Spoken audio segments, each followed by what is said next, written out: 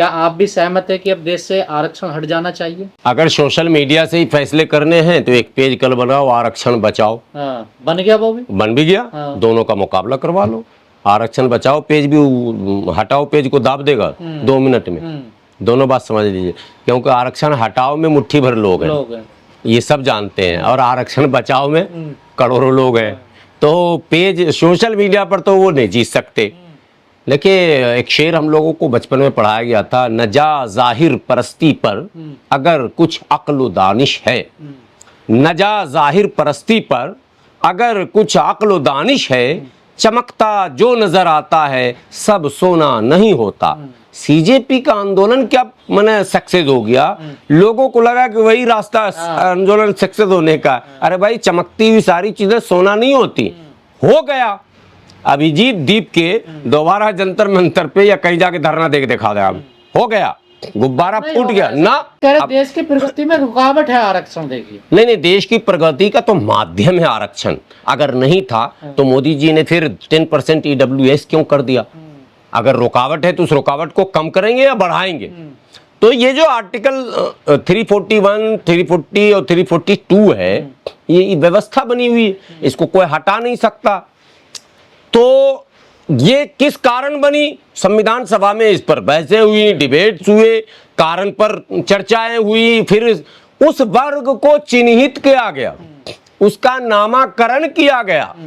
OBC, SC, ST, ये नामाकरण किया गया ना। किसी के माथे पर तो नहीं लिखा था। हमारे माथे पे लिखा हम किस वर्ग के हैं? नहीं लिखा ना, आपके माथे पे लिखा ना हमारे माथे पे। सामाजिक परिस्थितियों का मूल्यांकन करके फिर उसका नामाकरण करके फिर उनको उसी हिसाब से उन अनुच्छेदों में समाहित कर दिया गया। बैकवर्डनेस के आधार पे कौन बैकवर्ड? जी, बैकवर्डनेस, मोर बैकवर्डनेस, पिछड़ा, अति पिछड़ा, दलित, महादलित, आदिवासी इत्यादि इत्यादि, ये चीजों की। बाद के दिनों में आर्थिक आधार पर आवाज उठने लगी आरक्षण की। तो ये हुआ कि प्रधानमंत्री जी पर दबाव था एक, तो उन्होंने कहा कि एक तीर से दो शिकार हो जाए, आर्थिक आधार पर भी थोड़ा सा दे देते हैं अपर कास्ट को भी। ये ना कहें अपर कास्ट के सब लेकर भाग गया जी इन लोग, इसलिए 10% EWS में उनको भी दे दिया गया। तो आरक्षण कोई नया प्रयोग भारत में नहीं है, ये भी आप समझ लें। आरक्षण दुनिया के कई कोने में इसके प्रयोग किए गए हैं अलग अलग ढंगों से। जाति के आधार पर नहीं होना चाहिए ना आरक्षण? कहाँ जाति के आधार पर? समूह के आधार पर है ये, जाति के आधार पर नहीं है। ये समूह के आधार, वर्ग के आधार पर है। इसको आप जाति माने जाति के आधार पर होता तो सिर्फ जाटव होते, फिर वाल्मीकि क्यों, सिर्फ वाल्मीकि होते, फिर देमर क्यों, फिर देमर होते तो फला क्यों है? भाई कई जातियां हैं ना, एक समूह है ना। तो एक समूह को एक वर्ग में, एक समूह को एक वर्ग में, एक समूह, उसमें कई जातियां। OBC में जाओ, हमको लगता है हजार सैकड़ों जातियां तो ऐसी हैं जो हम लोग को याद हैं, और बहुत सारी जातियां जिनको हमने सुना भी नहीं है वो भी है। तो ये समूह है, जाति नहीं है। EWS भी जाति नहीं है, वो भी एक समूह है अपर कास्ट का। इसलिए ये कोई विषय नहीं है और इसको बहुत महत्व देने की जरूरत है। सोशल मीडिया का जवाब सोशल मीडिया से काउंटर करके दे दीजिए, ठीक है? उसको पॉलिटिकल मंच पे मत लाइए, ठीक है? ये होने वाला नहीं है। किसी सरकार में ये हिम्मत नहीं है। हवाई हवा है ये सब, हवाई हवा। किसी भी सरकार में ये हिम्मत नहीं है वो ये कदम उठाए। आज की तारीख में भारतीय जनता पार्टी की सरकार है और इसकी भी हिम्मत नहीं है, मोदी जी के भी मजाल नहीं। भागवत कह रहे हैं जब तक भेदभाव, छुआछूत, जातिवाद रहेगा आरक्षण कोई खत्म ही नहीं कर सकता। अब आप समझ गए? जब मोहन भागवत जी ने कह दिया तब बचा क्या? उनको भी पता है कि हम खत्म नहीं कर सकते हैं, उनको भी पता आज की तारीख में खत्म कर दें। आरक्षण खत्म होने से सबसे ज्यादा लाभ किसका होगा आपको पता है? कांग्रेस का नहीं, मुसलमान का। अपर कास्ट को लाभ नहीं होना, वो सोच रहा अपर कास्ट वाला मेरा लाभ होगा।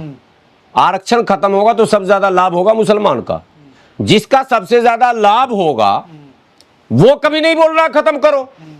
आप बोलो किसी सोशल प्लेटफॉर्म पर या किसी भाषण में कोई मुसलमान बोला हो खत्म करो, एक दिखाओ वीडियो। जबकि ये मैं बड़ी बात कह रहा हूं कि इसका लाभ होना सबसे ज्यादा मुसलमान को। बात समझ रहे कि नहीं? क्यों लाभ होना है? कि हमारे यहाँ एक बहुत बड़ा समूह है जिसको 341 में होना चाहिए था, नहीं है।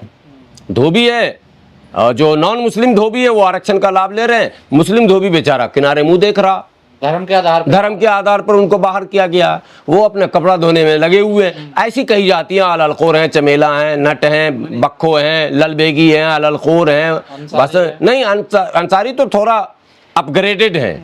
बहुत सारी जातियां रियल में महादलित हैं वो, ठीक है, जिसमें नट हैं, बक्खो हैं, सिकलगढ़ हैं, मीर शिकार है, हलालखोर हैं, हेला है। आप तो लंबे समय से लड़ रहे हैं, इसकी लड़ाई कुछ नतीजा निकला नहीं। अब यही तो मैं कर रहा हूँ, जो असल लड़ाई है उसको डिरेल करने के लिए बीच में फार्मूला छोड़ते हैं।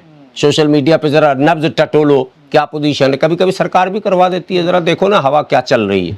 इसीलिए मैंने कहा कि जब सोशल मीडिया का मामला हो ना, तो हवा का मुकाबला हवे से कीजिए। आप भी सोशल मीडिया प्लेटफॉर्म आरक्षण बचाओ अभियान चलाइए, वही फैसला हो जाएगा कि ये मजबूत है या ये मजबूत है। नहीं होगा, मैं भी मैं इसी समाज से पैदा होकर बड़ा हुआ हूँ भाई, इसी मिट्टी में मैं भी बड़ा हुआ हूँ, मैं इसके कण कण से अवगत हूँ, वाकिफ हूँ। वो सब होता है, एक माहौल बनता है, एक सिस्टम बनता है। केजरीवाल जी का एक माहौल बना था दिल्ली में, अन्ना का एक माहौल बना था दिल्ली में। अन्ना जी अब आए रामलीला मैदान, अन्ना के अलावा एक गन्ना खड़ा न मिलेगा। पर अब आरक्षण तो सभी को मिल रहा है ना, ईडब्ल्यूएस भी मिल गया, तो अब इतनी नफरत क्यों आरक्षण? नहीं, मैं पहले तो ये कह रहा हूँ कि वो जो सोशल मीडिया पर चलाया, अब धरातल पर आप आ जाइए। सोशल मीडिया पर चलाए गए किसी भी अभियान पर हमें नहीं लगता है कि बहुत ज़्यादा गंभीर होने की आवश्यकता है। वो और कौन किसके फैन हैं, ये वैचारिक मामला है। जो जिस विचार से जुड़ा है, अब अम्बेडकरवादी विचारधारा है, गांधीवादी विचारधारा है, लोहियावादी विचारधारा है, यहाँ आप ये समझें कि एक आरएसएस की अपनी विचारधारा।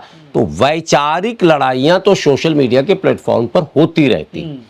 हम जिस देश में हैं वहाँ संवैधानिक लड़ाई है, सदन में वैचारिक बातें संवैधानिक स्टाइल में बोली जा रही हैं। ये तो आपको पता है ना, बात वैचारिक रखना चाह रहे हैं जो सरकार में है या विपक्ष में, रखना पड़ेगा संवैधानिक अंदाज में। यानी कोई कानून भी लाना है, यूएपी आया, लगा के एंटी मुस्लिम या एंटी दलित है मान लीजिए, लेकिन आया तो संवैधानिक सिस्टम से।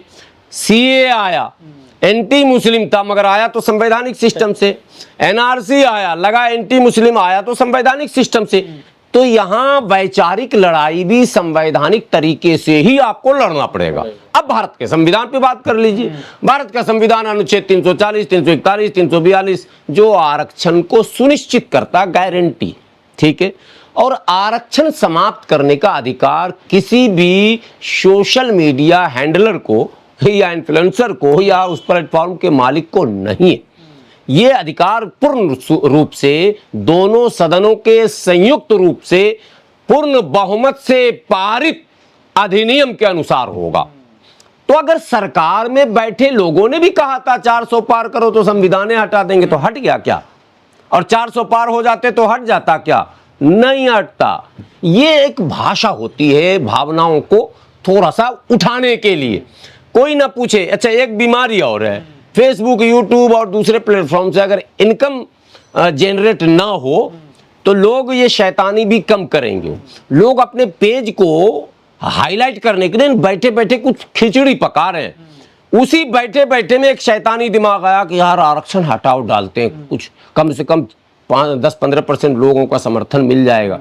वो पुश हो गया, पेज का रिच बढ़ गया, उसके फॉलोवर बढ़ गए, उसके सब बढ़ गए, फिर उसमें काउंटर में दूसरे भी आए, उनका भी बढ़ गया। तो ये दोनों का, समाज का इसमें कोई हित नहीं है और समाज की आवाज भी नहीं है, ये भी आप जान लीजिए, समाज की आवाज नहीं। अब एक उदाहरण और देता हूं सीजेपी का। चलिए सीजेपी का फिर से देता हूं। सीजेपी को फॉलो कितने लोगों ने किया था? 13 मिलियन। कितना था? 22 मिलियन।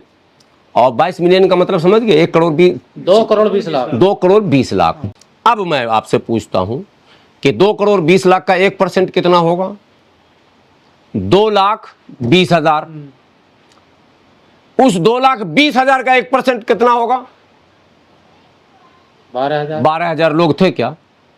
मतलब 22 मिलियन वाले सीजेपी को यकीन जानिए मात्र 1200 लोग जंतर मंतर पर थे, ये ओरिजिनल बात बता रहा हूं स्टार्टिंग में। ठीक है।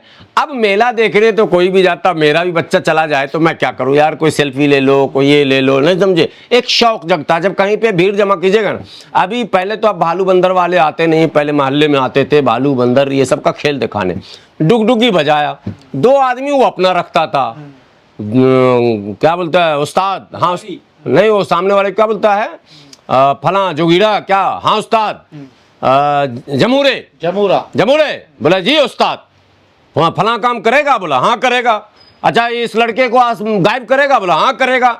वो बोलता बोलता बोलता बोलता एक रबर का सांप रखता था और दुनिया की बकवास करके भीड़ जमा कर लेता था। और जब भीड़ जमा होती थी तो हम जैसे लोग भी देखें भीड़ किस चीज़ की है जी, जरा हम भी देखें। तो ये चीज जंतर मंतर पर भी हुआ है, हर जगह होता। किसान आंदोलन से मेरा निजी तो कोई लेना देना नहीं था, लेकिन मैं भी गया था, खा के भी आया था, जो सच्ची बात है।